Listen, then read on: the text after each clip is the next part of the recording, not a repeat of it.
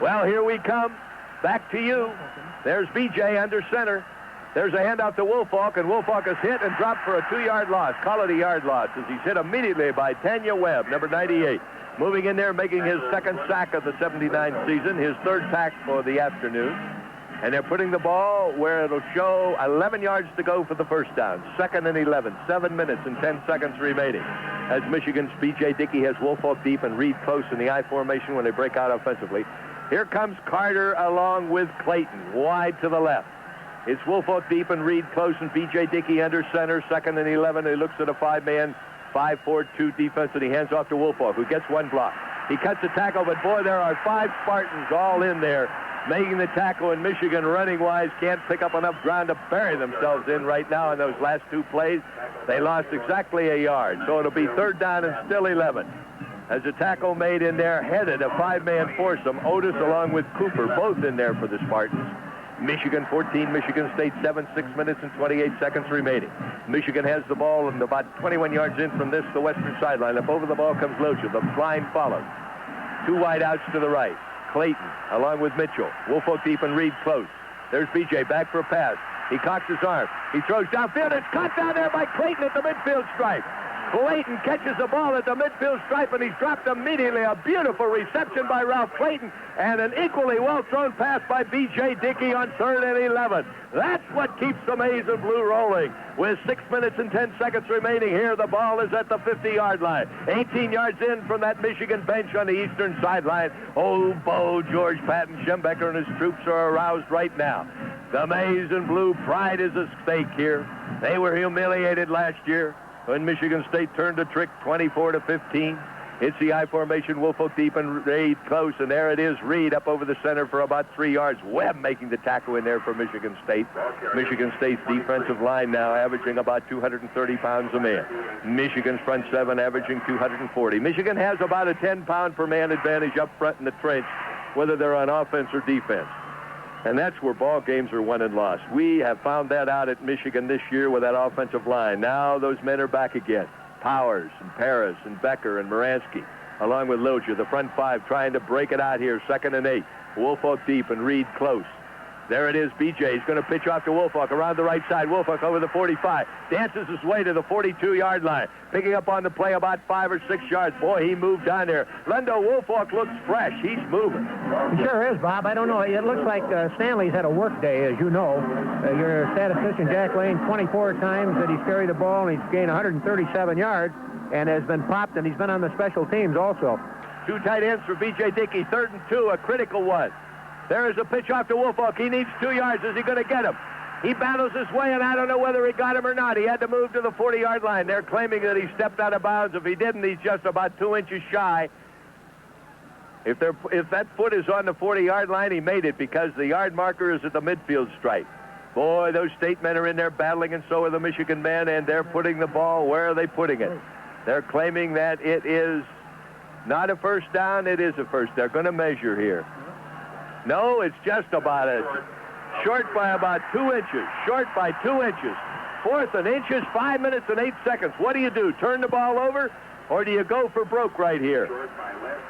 Michigan is going to go for broke. They're not putting the punting team on.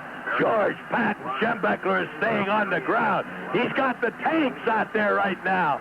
There's no Luftwaffe. There's no kick in this one. They're going for broke. 2 tight ends in a balance line. Wide to the left is Mitchell. It's Woolfolk deep. Larry Reed close.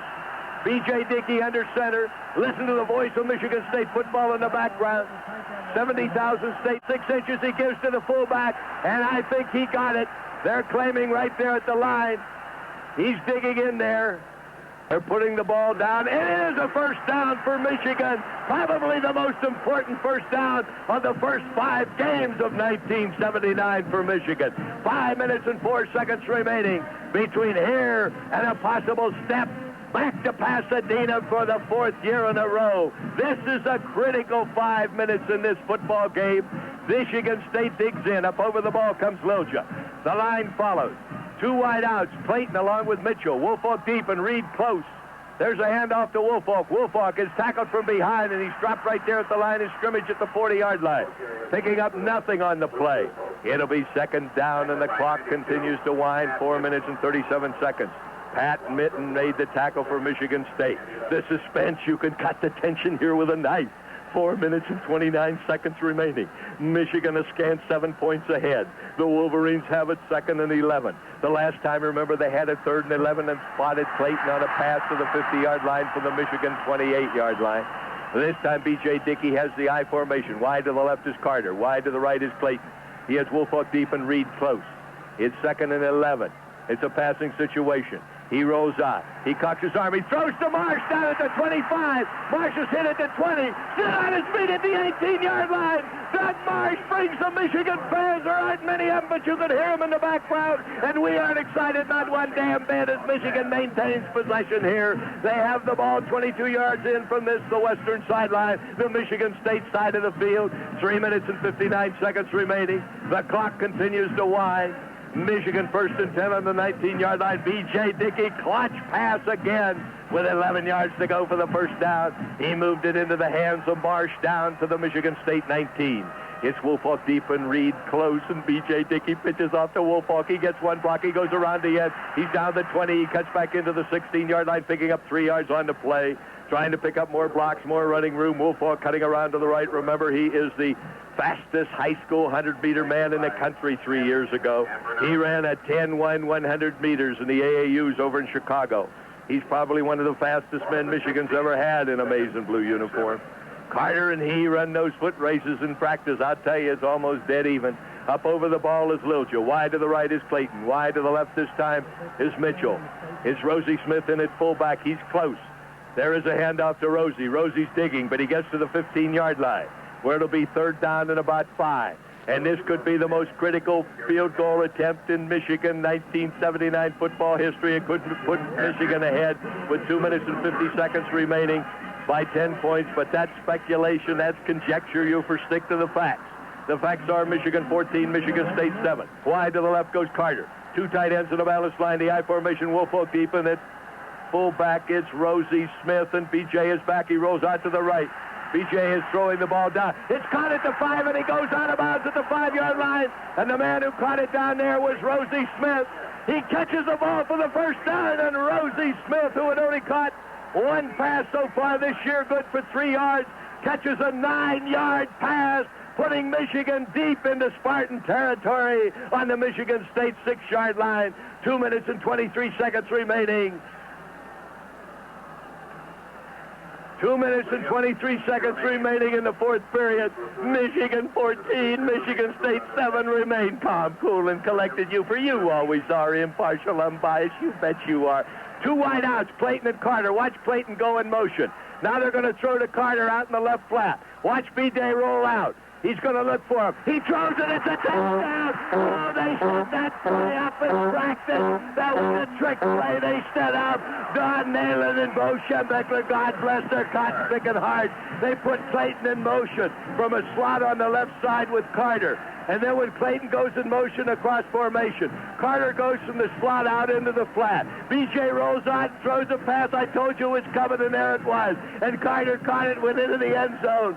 And oh, man, Carter, oh, that freshman from down in Florida, he has just picked up his 3rd pass of 1979. And it is his first touchdown against Michigan State. He'll never forget it. Oh, Tony Jackson kneeling. Brian Virgil will attempt the extra point. It's up, it's end over end.